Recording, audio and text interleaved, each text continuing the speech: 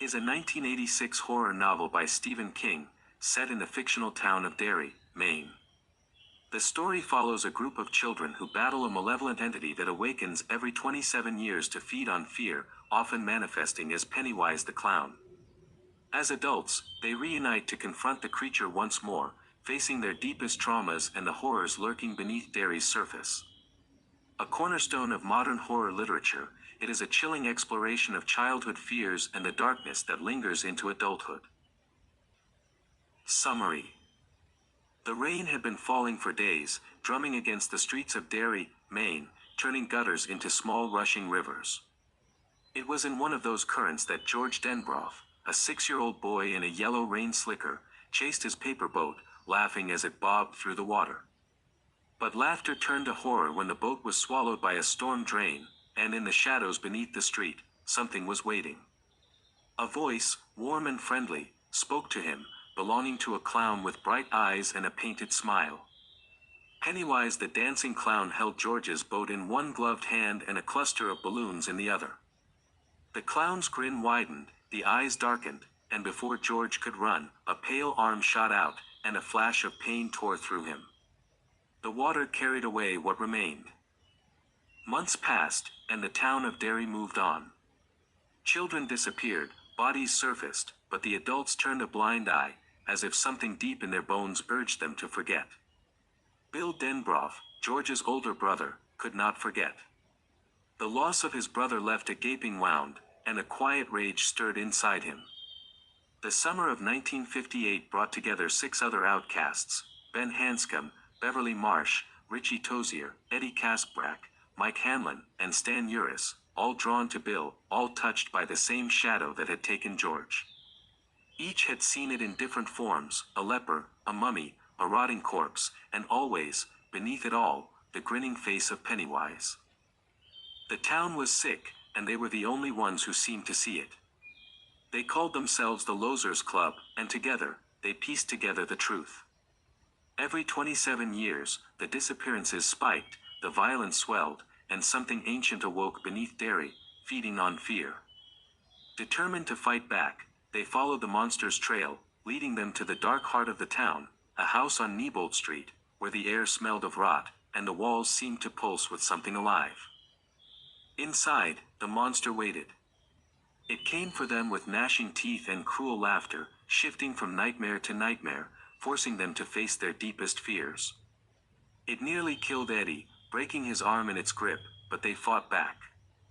Silver, pure and untainted, became their weapon, a slingshot in Beverly's hands delivering a shot straight into the creature's head, sending it howling into the darkness. Wounded, it slithered away, retreating into the sewers. But even in its pain, it whispered promises, that it would return, that it would never let them go. Bound by blood, they made a pact. If it ever came back, so would they. They pressed their palms together, letting the blood mix and sink into the earth beneath their feet, a promise that time could not break. Years passed. Childhood faded, memories dulled, and the losers drifted away from Derry, each carving out a new life far from the cursed town. Bill became a writer, Beverly a fashion designer, Ben an architect, Richie a radio DJ, Eddie a limousine company owner, and Stan a successful accountant. Only Mike Hanlon remained, the self-appointed guardian of Derry's secrets, watching, waiting. When the disappearances began again, when the horror woke from its slumber, Mike made the calls. One by one, they returned, drawn by a force they could not resist, their memories returning in jagged flashes. The past was alive in the streets of Derry, in the smell of the air, in the echoes of old laughter and forgotten terror. But not all could face it. Stan, unable to bear the weight of what lay ahead, took his own life, leaving behind a message written in blood. The 6 who remained gathered in an old Chinese restaurant, their reunion tainted by something foul lurking beneath the surface. Fortune cookies cracked open to reveal horrors, a bloodied eye, writhing insects, a pulsing heart, as if the town itself was whispering that they were not welcome. Fear clawed at their throats, but they had come too far to turn back. Memories sharpened, nightmares crept from the corners of their minds. They wandered the streets, retracing old steps, visiting the places where shadows had once lunged from the dark. Ben found his childhood haunts twisted and unfamiliar. Beverly returned to her old home only to find the specter of her abusive father waiting for her in the voice of an old woman who was not what she seemed. The past and present bled together in sickening waves, reminding them why they had left, and why they had to stay. Mike, the keeper of Derry's history, led them back to the heart of the nightmare, the sewers, where Pennywise still lurked, waiting for them. But time had changed them. They were no longer children who could see the world through the lens of magic and belief. Fear clouded their minds, doubt clung to their movements. The monster fed on it, growing stronger, warping reality around them. It showed them horrors beyond comprehension, visions of its true form, glimpses of an endless abyss, whispers of something older than the town, older than time itself. The ritual of Chud was their last hope, an ancient battle of wills, where the monster's own power could be turned against it. Bill, the boy who had lost his brother, now a man who had lost too much, faced it in the void. It was an entity of hunger, of chaos, stretching beyond the stars, but Bill clung to the one truth that had carried him through the years. Pennywise was a lie. A thing that needed them to believe in it, to fear it. In that moment, Bill pushed back.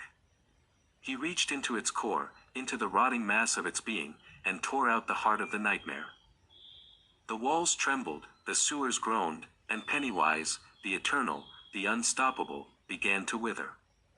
Its body shrank, its voice faded, and as the losers stood together once more, they watched the thing that had haunted them for so long crumble into nothingness.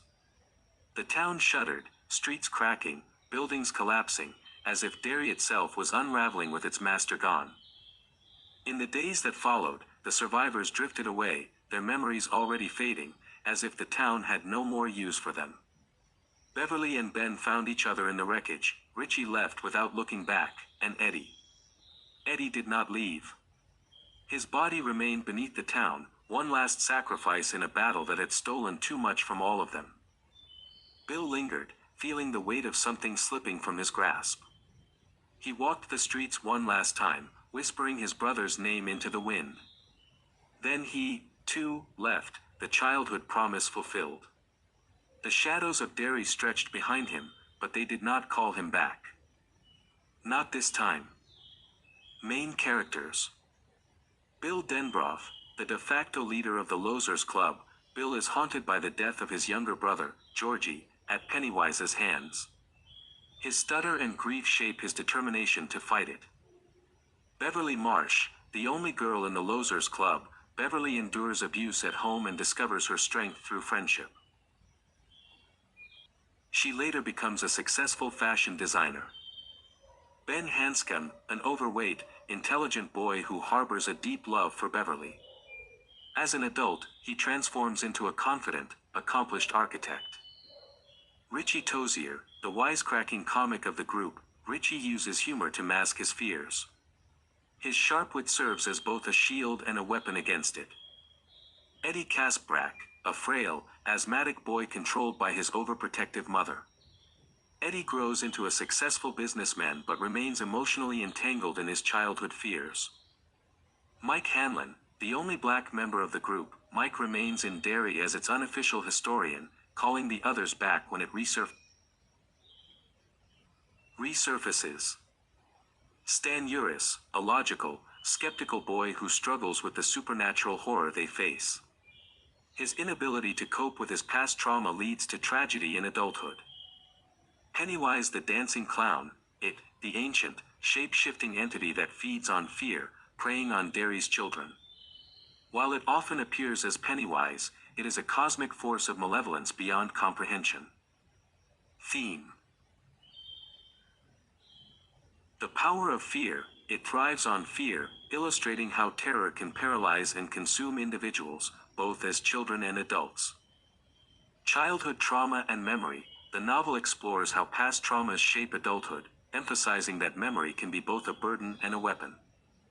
Friendship and unity. The Losers Club's bond is their greatest strength, highlighting the idea that collective courage can defeat evil. The darkness of small-town America. Derry itself is portrayed as a corrupt town that enables it, symbolizing the hidden evils in seemingly idyllic communities.